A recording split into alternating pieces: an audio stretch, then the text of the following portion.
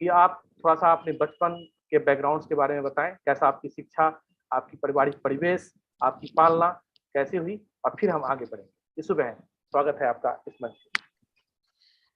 सबसे पहले तो आज फैमिली डे है, तो सभी को आज हैप्पी फैमिली डे। और हम फैमिली के मुआफिक ही आज यहाँ पे आपसे रूबरू हो रहे हैं, इसलिए ये रूहानी मुलाकात है। क्योंकि रूहानी मुलाकात, क्योंकि हम सब उस परमात्मा की संतान और इतनी बड़ी फैमिली से आज यहाँ बैठे हम बिहार से कनेक्ट हो रहे हैं, बिहार बैठे दिल्ली से कनेक्ट हो रहे हैं। तो अरविंद भाई, आपका और हमारी प्राची बहन और हमारे आदरणीय रानी दीदी का बहुत बहुत थैंक्स कि आपने ये प्लेटफॉर्म चुना और यहाँ पर बहुत अच्छे अननोन वॉरियर्स जो चुने हैं, उनका बहुत अच्छा प्रोग्राम आपने ये प्लान किया है। और थैंक यू अपने परमात्मा का कि जो हमें निमित्त बना के ये कार्य कराता है। तो many many happy family day to all family members, चाहे आप ब्रह्मा कुमारी से जुड़े हैं या नहीं हैं, लेकिन आज के दिन सभी अपनी फैमिलीज के साथ सेलिब्रेट करते हैं। तो वही फैमिली का सिलसिला अगर हम आगे रखें, जैसा अरविंद भाई ने बताया, तो मेरा जन्म दिल्ली में ही हुआ और क्रिश्चियन हॉस्पिटल में हुआ, इसलिए नाम ईशु पड़ा। हालांकि मैं क्रिश्चियन नहीं हूँ, लेकिन नन्स ने जो नाम रख दिया, और उसी के कुछ समय के बाद 1 या 2 साल के बाद मदर और फादर का माउंट आबू जाना हुआ, क्योंकि मेरा जन्म होते ही ज्ञान में हम शुरू से चल दिए थे। तो कहते हैं कि आप ज्ञान में कब आए, तो हमें नहीं पता हम ज्ञान में कब आए, लेकिन हाँ, मेरे में ज्ञान कब आया वो मैं आपको जरूर इस वाली मुलाकात में बताती हूँ। तो ऐसे हुआ, और फिर जब मदर ने ब्रह्मा कुमारी के हमारे पांडव भवन में ईशु दादी से मिले, मैं नहीं मिली थी, उन्हें जैसे ही पता चला कि ईशु दादी भी हमारे यज्ञ की दादी है, तो उसके बाद से उन्होंने कभी भी नाम चेंज करने का सोचा नहीं। तो ऐसे इसका नाम पड़ा, और धीरे धीरे हुई भी मैं 4 बजे मॉर्निंग में 3:35 पे। तो पेरेंट्स को ये लगता था कि ये बहुत शुभ है हमारे लिए, और उसके बाद सब कुछ जो गलत था वो खत्म होता जा रहा था घर में, और जो अच्छा था वो उसकी एक शुरुआत हो गई थी। तो फैमिली का रहा कि पेरेंट्स ने बहुत दुख और बहुत दर्द, जैसे होते हैं ना एक परिवार को खड़ा करने में, बहुत कुछ देखा। और मदर ने 4 साल में, कहते हैं, मैंने पूरी लाइफ को अच्छे से देख लिया, इसलिए उन्होंने शुरू से डिसीजन ले लिया था कि अगर मेरी बेटी परमात्मा की बनेगी, परमात्मा के कार्य में अपनी उंगली लगाएगी, तो हम सब सदा उसके साथ रहेंगे। तो बचपन से ही उन्होंने हमें ऐसा देखा कि मैं परमात्मा के साथ हूँ, परमात्मा ही मेरा साजन है। और जैसा बचपन में पेरेंट्स वो थॉट्स डालते रहते हैं, बड़े होके फिर हम भी उस समान बनते हैं। इसलिए कहते हैं वाइब्रेशंस का बहुत असर पड़ता है। फिर कुछ ही समय पूर्व जब वो माउंट आबू से वापस आए, और उसके 2 से 3 साल बाद, मैं 3 साल की थी, 3 से 3.5 साल की थी, दादी गुलजार जी हमारे घर पे आए। और जिस दिन घर आए उसी दिन से वो घर गीता पाठशाला बन गया। दादी को बताया कि दादी एक ही रूम है, क्योंकि 3 ही रूम थे और घर छोटा सा था, और हम तीन, दो मेरे बड़े भाई और एक मैं, तो उतने छोटे से घर में किचन भी वहीं पे, रूम भी वहीं पे। तो दादी ने कहा नहीं, दिल बड़ा रखो। और मुझे नहीं पता क्योंकि मैं बहुत छोटी थी, लेकिन पेरेंट्स ऐसा बताते हैं। और दादी ने कहा सारी खिड़कियां खोल दो, उस रूम की 3-4 खिड़कियां थी, उसे खोल दो, बहुत लोग आने वाले हैं। तो ये 1992 की बात मैं बता रही हूँ, 92-93 की। तब से अब तक गीता पाठशाला ही है। मुझे 33 इयर्स की मैं आज हो गई, और 33 साल, मतलब अगर 32 इयर्स से गीता पाठशाला बाबा ने उसके निमित्त पेरेंट्स को बनाया, और पेरेंट्स को बनाते हैं तो हमारा योगदान खो ही जाता है। तो ऐसे करते धीरे धीरे फिर सूरज भाई आए, आशा दीदी जहाँ पर मैं रहती हूँ, दीदी ने भी आए, दीदी ने भी ब्लेसिंग्स दी। तो धीरे धीरे करते करते आज जो गीता पाठशाला है, 150 ब्रदर सिस्टर्स उस गीता पाठशाला में रेगुलर मुरली सुनते हैं, रेगुलर परमात्मा की जो स्टडी है उसको करते हैं। और बेहद में, चाहे मधुबन में, चाहे अपने दिल्ली में, चाहे दिल्ली के प्रोग्राम्स में, अपना बेहद योगदान देते रहते हैं। तो ऐसे करते लाइफ चलती है, लेकिन उतार चढ़ाव बहुत आए, सेंटर बनने में, गीता पाठशाला बनने में भी बहुत उतार चढ़ाव आए। वो तो फिर एक लंबी कतार है, जिसको बताएं तो वो तो कमी नहीं है। तो ऐसे मेरा इस बाबा के घर में आना बहुत इजी हुआ, कोई डिफिकल्ट नहीं हुआ, लेकिन आना हुआ। और ऐसे आते आते शुरू से ही, जैसे सब मंदिर जाते हैं अरविंद भाई, तो हम लोग कभी मंदिर नहीं गए, हम बाबा के ही घर गए। सब छुट्टियों में कहीं और जाते थे, छुट्टियों में हमारी मदर और हमारे फादर हमें दादी जी के पास ले आते थे। तो मैं दादी जी से 4 साल से दादी जी से मैं मिलती थी, क्योंकि वो टाइम मुझे याद है। ईशु दादी से मिलना, दादी गुलजार के साथ झूले पे बैठना, तो बचपन ही ना बहुत ज्यादा उसमें रहा। इसलिए हमें वो वैल्यू, जैसे कहते हैं ना कि भाई मिला, तो वो वैल्यू उतना समझ में नहीं आई, लेकिन आज उसकी अहमियत समझ में आती है कि जो बचपन में दादी ने वरदान दिए। दादी गुलजार दादी बैठती थी झूले पे, और झूले पे बैठ के लेटर पढ़ती थी। हम तो छोटे से थे, तो मैं कहती थी दादी आज तो आप रात को आने वाले हैं सबसे मिलने, पर मैं तो आपसे पहले ही मिल रही हूँ। मतलब इतना इतना मुझे याद है। तो दादी, दादी चंद्रमणि, बहुत, जगदीश भाई साहब, वो सब स्मृतियां अभी जब शुरू किया तो सारी स्मृतियां सामने आती जा रही हैं। बहुत ही सुंदर इस बहन आपने बताया। इसके साथ ही एक क्वेश्चन हमारा रहता है हमेशा, सभी जो भी आते हैं नॉन वॉरियर्स, आपका एजुकेशन और थोड़ा फैमिली बैकग्राउंड के बारे में बताइए। पहले मैं फैमिली बैकग्राउंड बताती हूँ। फैमिली में हम लोग बहुत हाईली एजुकेटेड तो नहीं थे, लेकिन पेरेंट्स को सदैव रहता है कि बच्चे बहुत अच्छा पढ़े। तो पढ़ाई के मामले में मैं थोड़ी सी वीक थी। बचपन में मेरे थोड़े कम कम मार्क्स आते थे। तो मेरी मदर कहती थी आप बाबा को याद करो। बाबा को, क्योंकि दोनों भाई बहुत अच्छे थे स्टडीज में, बड़ा वाले और उसके छोटे वाले, और मैं, हम 3 ब्रदर सिस्टर्स हैं। तो मैं अकेली एक बहन थी। तो दोनों भाई बहुत प्यार से पढ़ाते थे, लेकिन मुझे कुछ भी समझ में नहीं आता था जल्दी। तो धीरे धीरे करते करते मैंने वो स्टडी किया।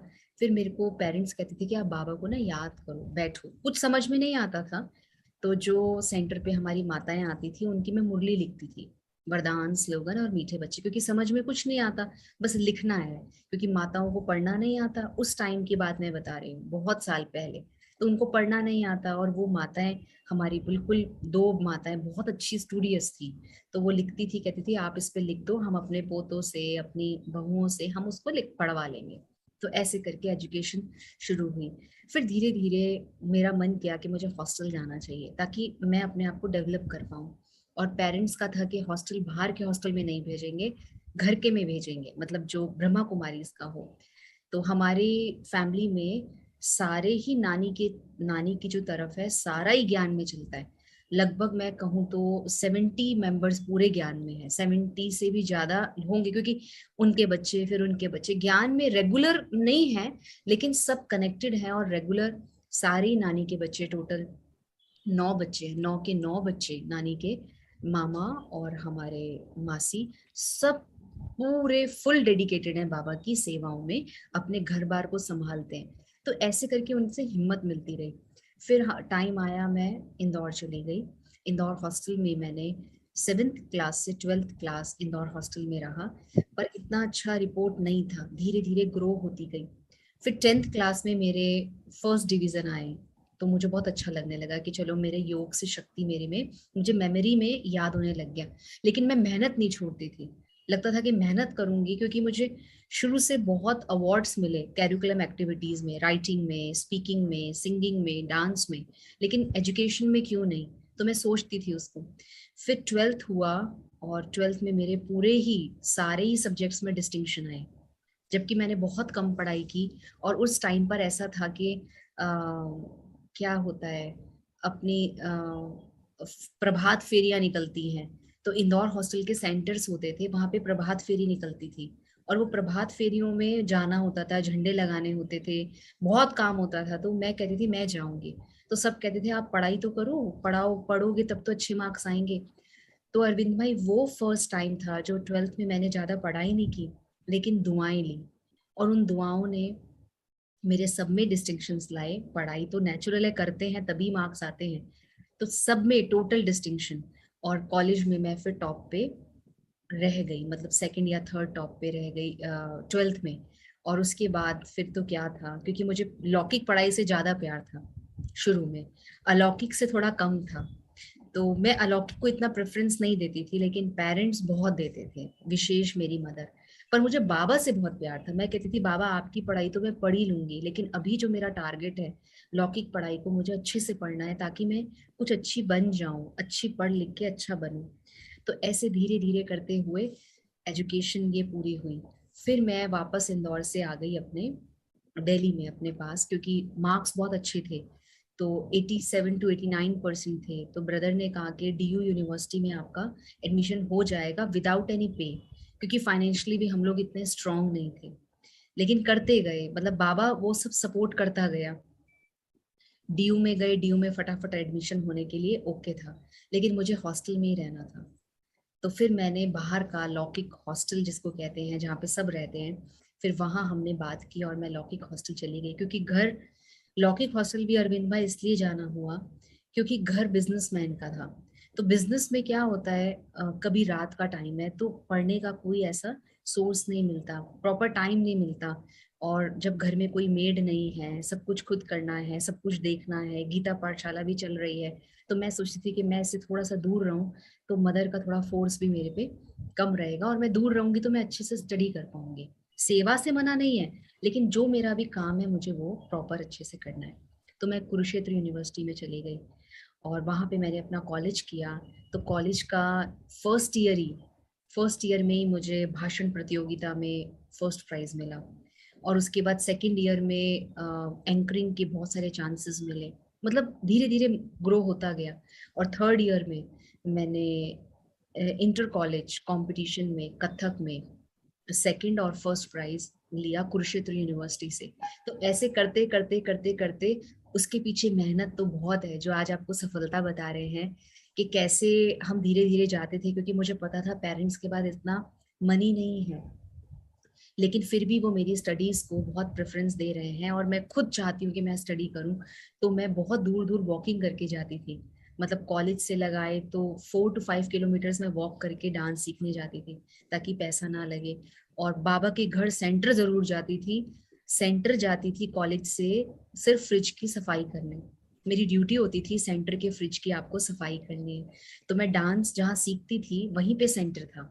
तो वहां मैं कथक सीख के थकी हुई होती थी, लेकिन फिर भी बाबा के घर सेंटर पहुंचती थी, फ्रिज साफ करती थी। और बचपना होता है तो दीदी सेवइयां देती थी, नमकीन सेवइयां, वो मुझे बहुत पसंद थी, दीदी के हाथ की स्पेशली। तो मैं फ्रिज इसलिए भी साफ करती थी कि दीदी मुझे सेवइयां देंगे।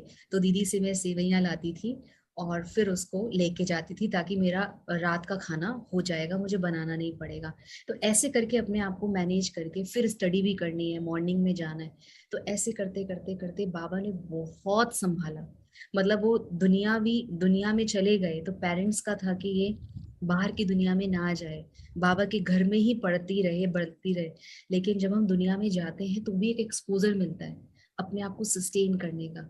तो बाबा ने मुझे उस संगत से बहुत संभाल के रखा, और इतना संभाल के रखा कि मेरे फ्रेंड्स बहुत होते थे, अब भी बहुत है। और जहां पे एक बार भी चली गई तो वहां फ्रेंड्स बनना ही बनना है, ये स्वाभाविक है। चाहे वो मेरे नेचर से कहें, तो मैं कहती थी बाबा जब मैं इतनों को फ्रेंड्स बना सकती हूँ तो मैं आपके साथ फ्रेंडशिप नहीं कर सकती।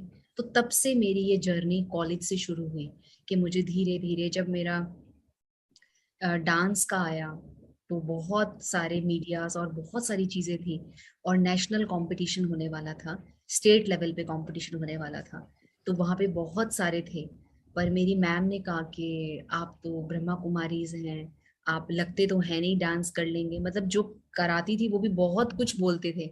लेकिन धीरे धीरे धीरे धीरे जब वहां पर अनाउंसमेंट हुआ कि now the first winner is so and so, तो उसके बाद उनको भी बाबा पे फेथ हो गया। तो अब वो जो मेरी गुरु हैं, डांस गुरु हैं, वो भी मेडिटेशन कोर्स कर चुकी हैं, वो पुणे चली गई हैं, लेकिन बराबर टच में हैं, ओआरसी आती हैं, माउंट आबू अभी नहीं आई है। तो बाबा ने वो भी एक सेवा का माध्यम बनाया। तो ऐसे करते करते करते करते मेरी स्टडी चलती रही। और स्टडी के बाद फिर मुझे था कि मैं जॉब करूं। मतलब मैंने ग्रेजुएशन पूरी की तो मुझे था कि मैं जॉब करूं। ग्रेजुएशन जो भैया पहले बता रहे थे, BIM, मैंने कॉमर्स बैकग्राउंड रहा, इसलिए मैंने बैचलर ऑफ इंफॉर्मेशन मैनेजमेंट में सारा वो हमारा पूरा, मतलब कॉरस्पॉन्डेंस स्टडी नहीं, मैंने कॉलेज में रह के स्टडी किया, 3 इयर्स स्टडी किया, पीजी में रही प्रॉपर। और लास्ट में कॉलेज में भी हमारे बोर्डिंग्स पे हमारे नाम लिखे थे कि they are the good one for the everything. Education में नहीं था इतना, क्योंकि कॉलेज में मेरे इतने अच्छे मार्क्स नहीं थे, लेकिन फिर लास्ट में फिर से डिस्टिंक्शन में चली गई। तो ऐसे करते करते मतलब बाबा जब जहां जहां छोड़ना होता है ना, वहां वहां बाबा अच्छे से उसको रिफाइन कर देता है। फिर आगे बढ़ी तो मुझे था कि अब मुझे कुछ और भी करना है, पर पेरेंट्स का था कि अब बाबा के बच्चे बन जाओ आप। मैंने कहा नहीं, अभी तो मुझे और भी बहुत कुछ करना है। तो मैं वापस आई और मेरे बड़े भाई ने बहुत सपोर्ट किया। उन्होंने कहा कुछ भी करो, एजुकेशन बहुत अच्छी होनी चाहिए, लेकिन बाबा के बनो। तो फिर मैंने जॉब, घर में रहने लगी तो मन नहीं लगता था, क्योंकि अभी कुछ करना है। तो मैंने फिर diploma in ERP SAP, tally ERP SAP, क्योंकि अकाउंटिंग को और स्ट्रॉन्ग कर देता है, तो टैली ईआरपी सैप किया।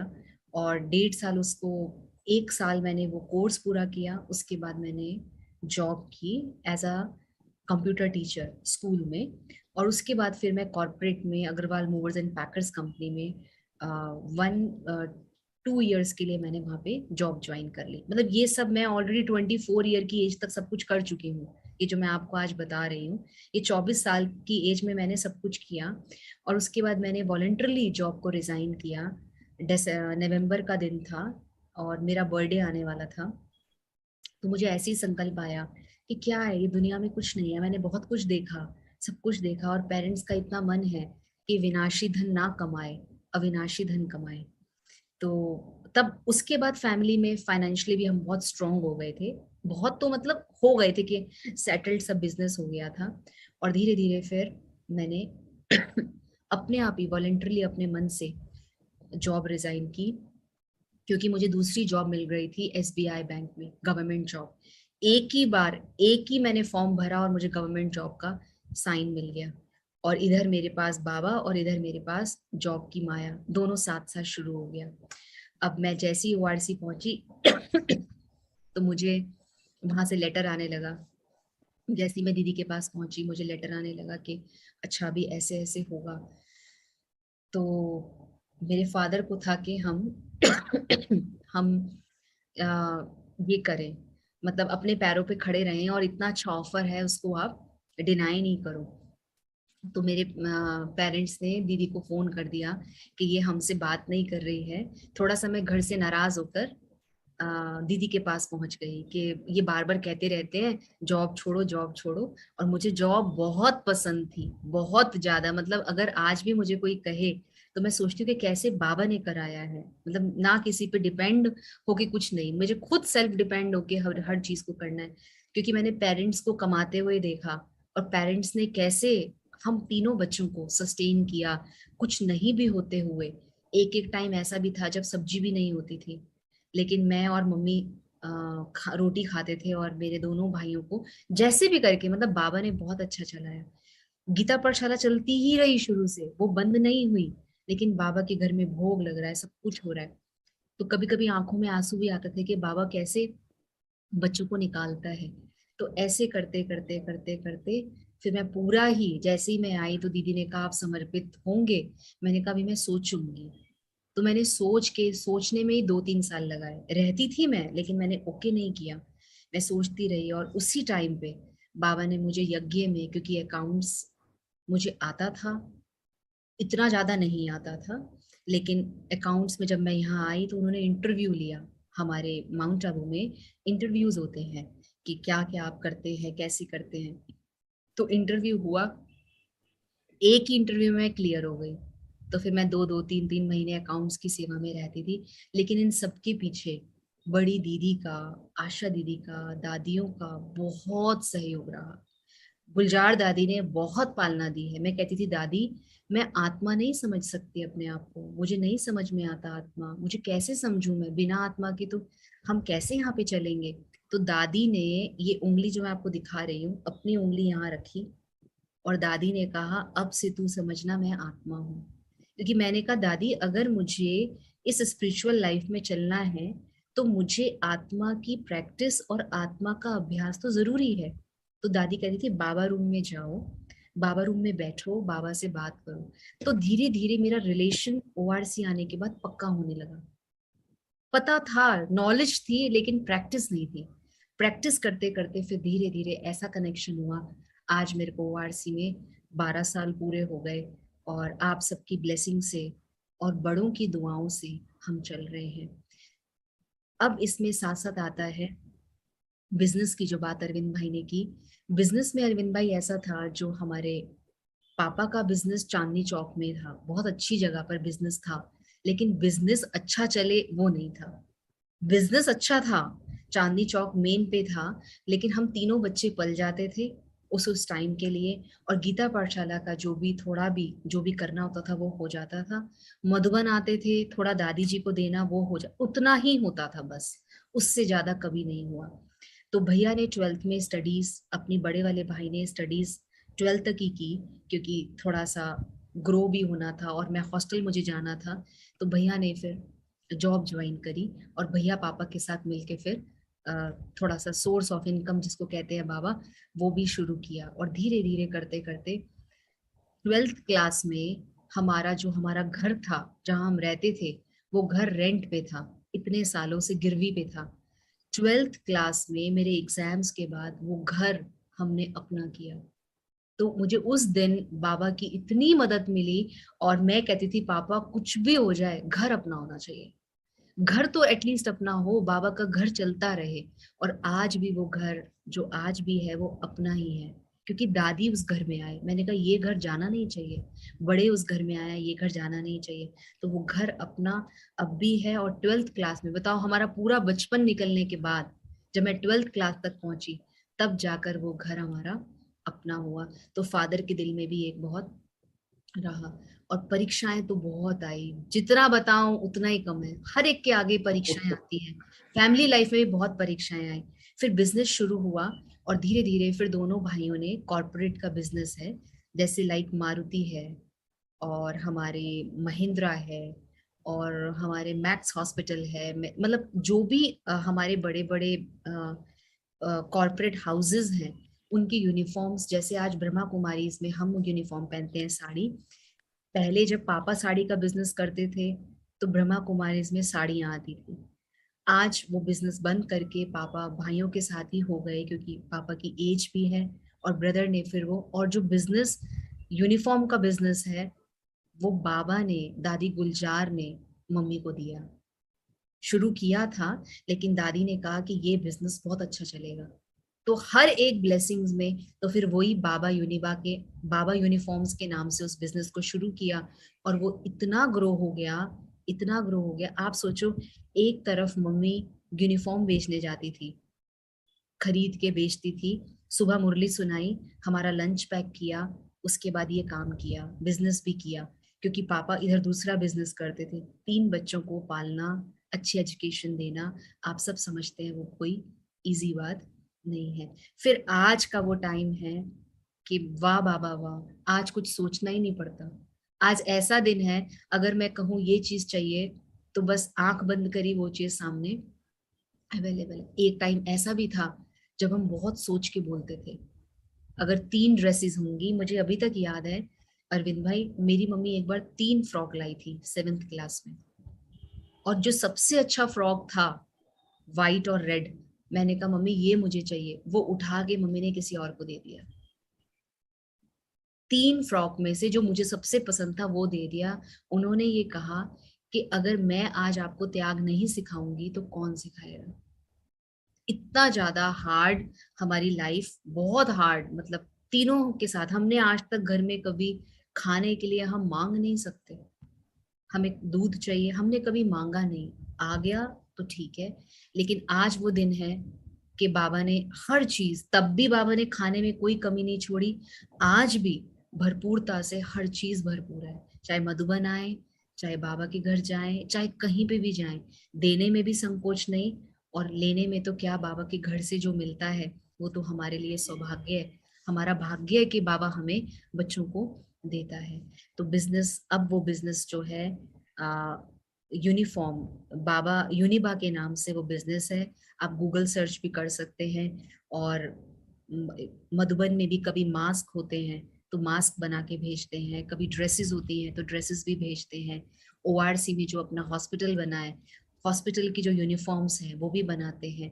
काफी दोनों भाइयों का तन मन और धन से सहयोग पूरे ही ब्रह्मा कुमारीज में रहता है। जहां पे भी चले जाएं, जिस जिस भी घर में चले जाएं, सब जगह कहते हैं अच्छा लंदन के लिए मास्क बनाने थे, फटाफट बना के डिलीवर कर दिए। मतलब इतना ज्यादा बाबा आज। और अब धीरे धीरे दुबई में भी भैया ने अपना बिजनेस शुरू कर लिया है। अभी वो लोग विजिट करके आए हैं ताकि इंटरनेशनल भी हम इसको कर पाए।